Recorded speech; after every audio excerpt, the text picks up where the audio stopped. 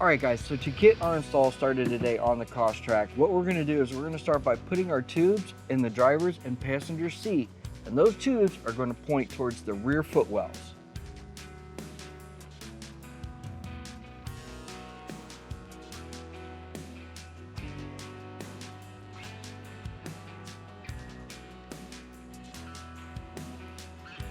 Alright, so next you want to grab the corresponding extension and feed that from the tube through the threshold to under the dashboard.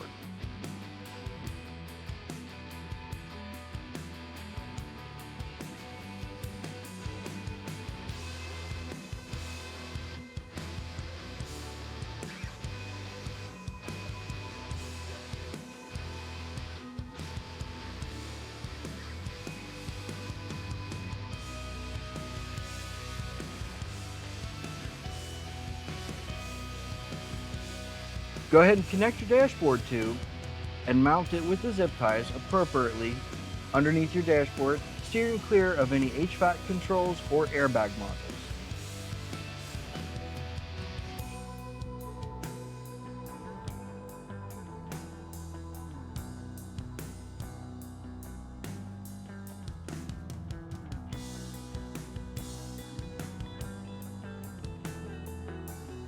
Alright, now that your tube is mounted, grab your fishing pole, pull the extension through the console, and again, you're just finding any hole that you can get through to the driver's side, where we're going to make our connections for the driver's, passenger side tubes, and your power and ground connection.